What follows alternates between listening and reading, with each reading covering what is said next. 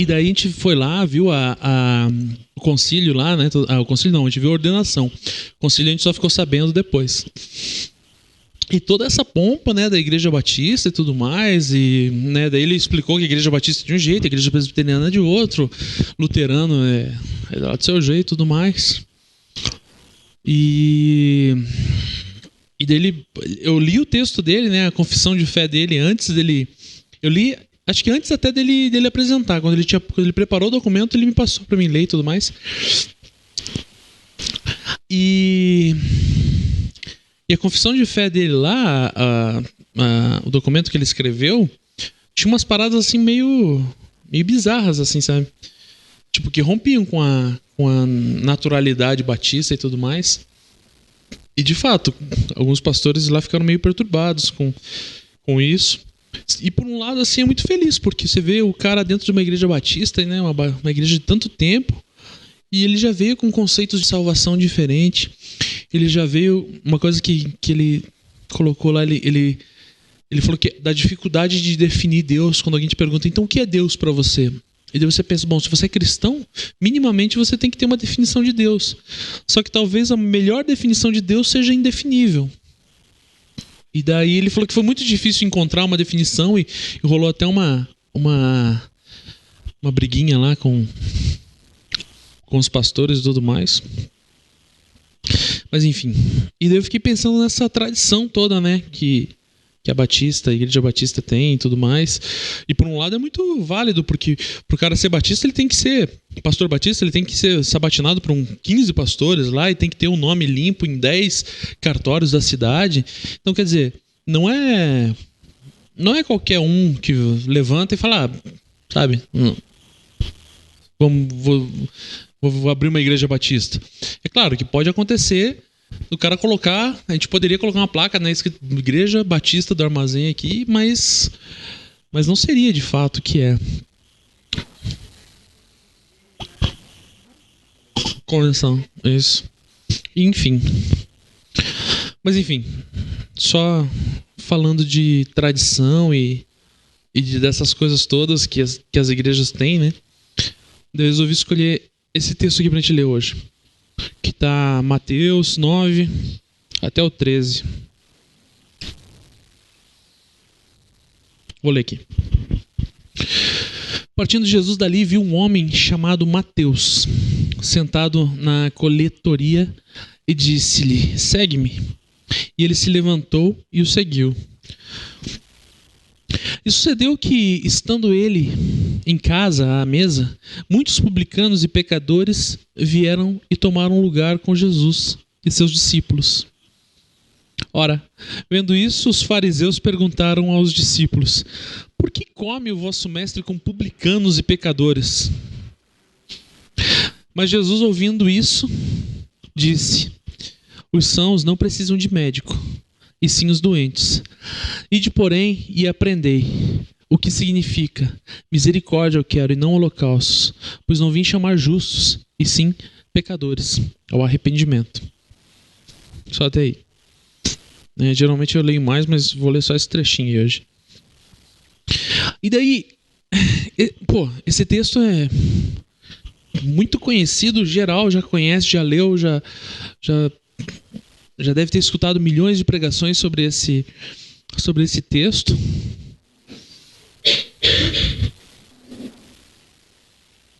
Sobre tudo o que esse texto significa e tudo mais. E daí eu fiquei pensando, né? Tem as minhas anotações aqui, na diagonal, no papel. A gente tem uma estrutura histórica que mostra que conversão é mudança de comportamento. E eu consigo prever ou julgar a pregação das pessoas a partir do comportamento delas. Algumas pessoas até podem usar o texto lá dos frutos, né, e dizer que, se a árvore é boa, os frutos são bons, e fazer uma associação direta dos frutos com o comportamento da pessoa. Só que o comportamento, e isso é muito natural de acontecer, porque afinal de contas a gente aprende assim, a gente aprende por imitação. né? Um pai ou uma mãe não tem muitas coisas que a gente não ensina para os filhos. Eles simplesmente olham para a gente fazer e fazem. Eles escutam a minha palavra quando eu digo não faça isso. E naturalmente, quando ele quer que alguma coisa não aconteça, ele repete a mesma palavra. E por associação, por repetição, a gente acaba aprendendo uma série de coisas. A gente acaba aprendendo...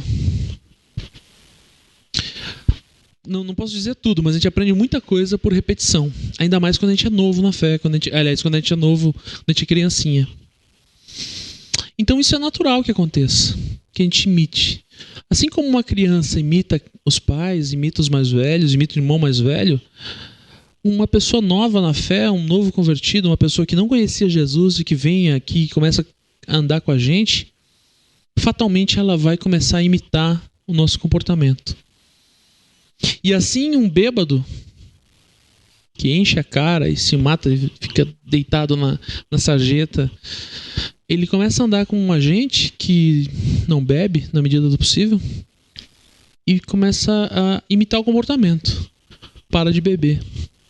Um cara que é violento, espanca a esposa, ele começa a conversar com a gente que não espanca a esposa e começa a falar, bom, então é assim que os cristãos se comportam. Eles não espancam a esposa, eles não bebem, eles se vestem assim, eles não usam esse tipo de palavreado, ou eles usam esse tipo de palavreado diferente. E por imitação, os crentes, aliás, os novos convertidos, começam a ter o nosso comportamento. E os cristãos, de modo geral, incluindo nós aqui, associamos conversão com comportamento. E quando a gente associa conversão a comportamento, quando a gente associa a mudança de atitude simplesmente à conversão, a gente joga fora um detalhe que é fatalmente o principal da conversão: o encontro pessoal com Jesus, o encontro pessoal com a pessoa de Deus, o encontro intransferível no sentido de que o meu encontro com Deus não pode ser transferido para ninguém. E o encontro que eu tive vai ser diferente do encontro que as outras pessoas tiveram e vice-versa. E assim as pessoas que imitam o meu comportamento não tiveram a minha conversão. As pessoas que imitam a maneira como eu falo, a maneira como eu escrevo, a maneira como eu me comporto, elas não tiveram a conversão que eu tive.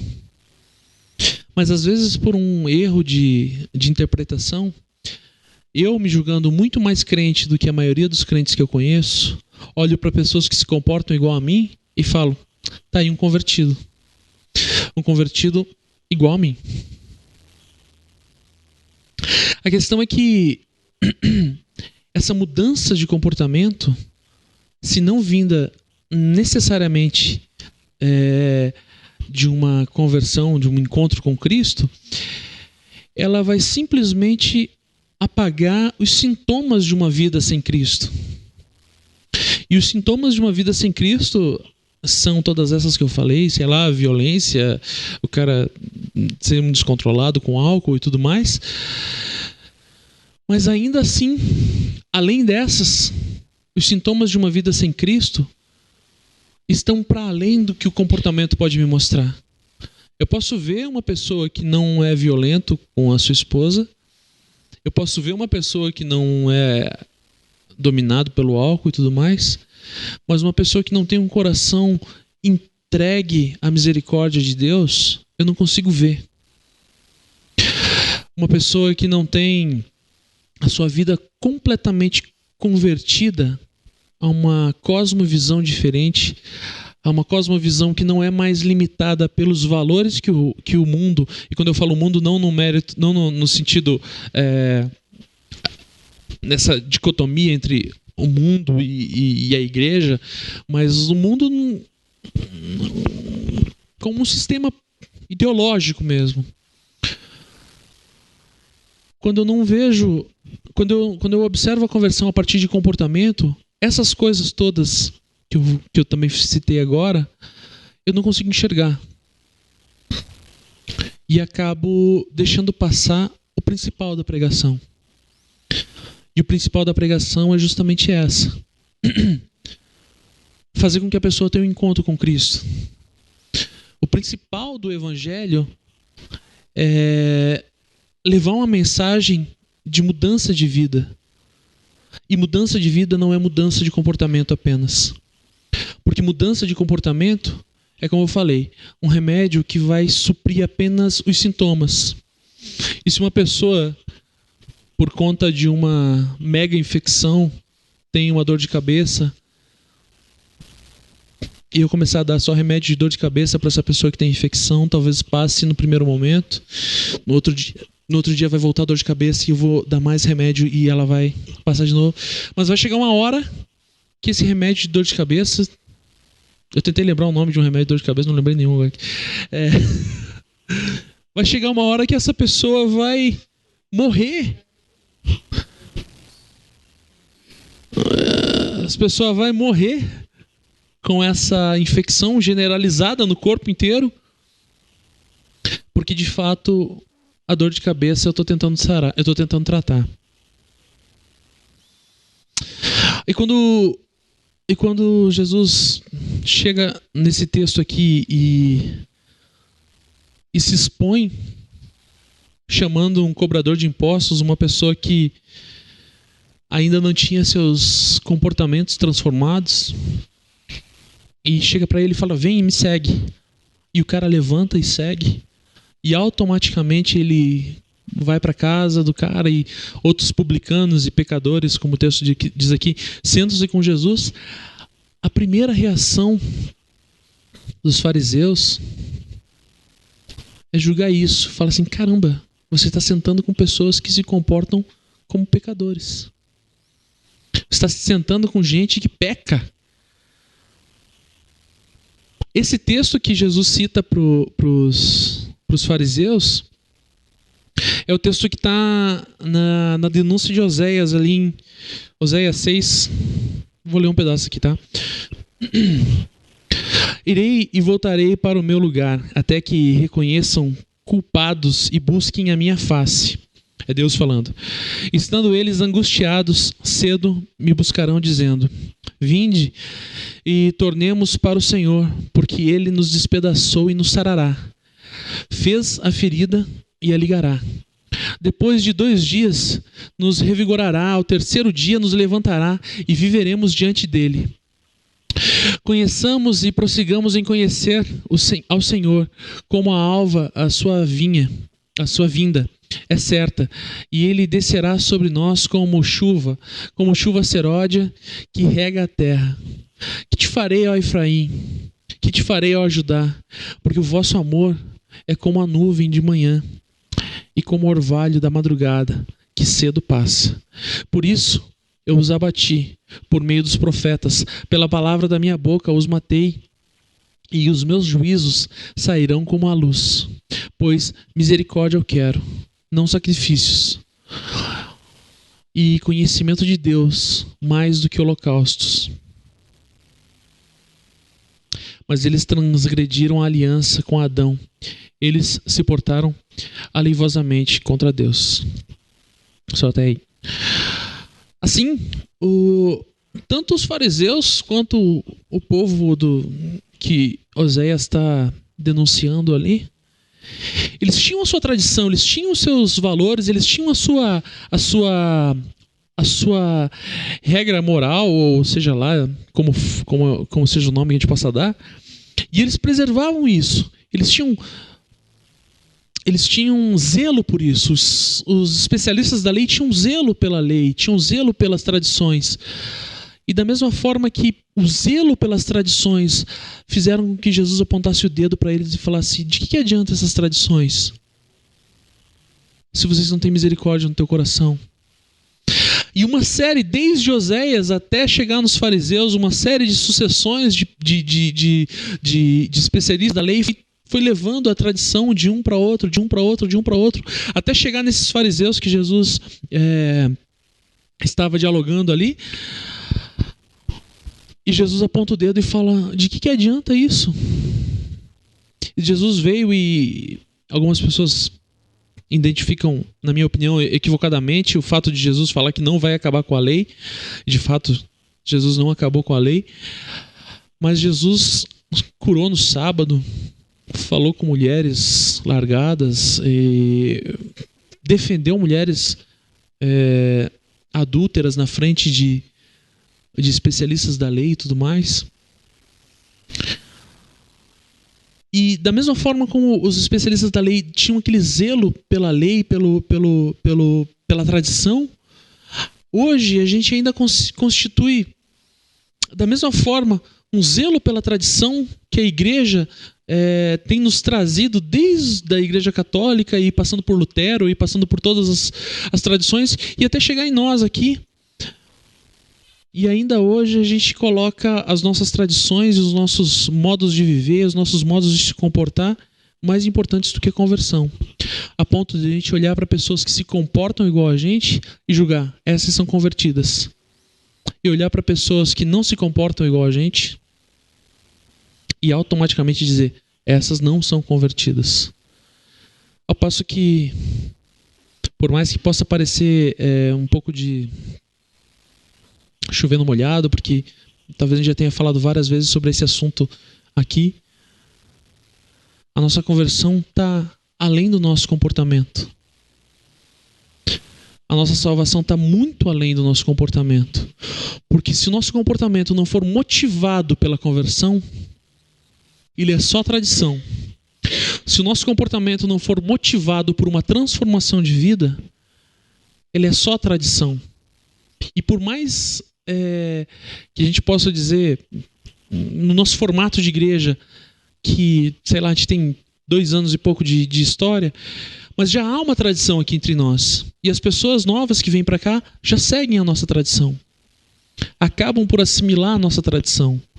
E se a gente não lutar contra a nossa própria tradição e fazer com que essas pessoas compreendam de que a tradição não é mais importante do que a conversão, do que o encontro real com Deus, do que o encontro real com o texto bíblico, do que uma transformação de vida que seja, então, uma vida motivada por uma cosmovisão que passe pela Bíblia e filtre todas as minhas atitudes na minha vida, desde a atitude mais simples até a atitude mais grandiosa, vai ser uma repetição de tradição. E se for repetição de tradição, Jesus vai olhar para a gente e vai dizer, o que eu quero é misericórdia. E não esses holocaustos que vocês fazem. E não essa tradição que vocês vêm carregando. Eu acho que a gente, como uma igreja ultra jovem, a gente ainda tem muita chance, muita esperança de cada dia mais conseguir lutar contra a nossa tradição, lutar contra o nosso desejo de dizer somos de fato melhores do que os outros, lutar contra o nosso desejo de dizer é dessa maneira que você tem que se comportar, e ter a audácia de olhar para as pessoas que entrarem aqui e dizer você não precisa se comportar igual a mim, que você precisa se converter. E a sua conversão vai definir a maneira como você vai se comportar. O que você precisa é mergulhar de cabeça no texto bíblico, mergulhar de cabeça na visão que Cristo tem sobre os seres humanos, na visão que Cristo tem sobre o mundo, sobre o meio ambiente, sobre a política, sobre tudo. E a partir daí, você vai ser convertido. E todas as suas atitudes vão ser baseadas então nesse texto, e não mais no que eu acho, no que eu gosto, no que eu quero fazer. Então, só para terminar, se a gente não tiver a audácia de quebrar com as nossas próprias tradições, que ainda são jovens, estão nascendo ainda junto com a gente, o tempo vai passar, tradições vão se estabelecer e uma nova igreja diferente vai ter que surgir para quebrar com as nossas, e a gente vai continuar perpetuando esse ciclo de tradição versus conversão, como vem acontecendo ao longo da história da igreja. Só até aí que eu tinha para falar.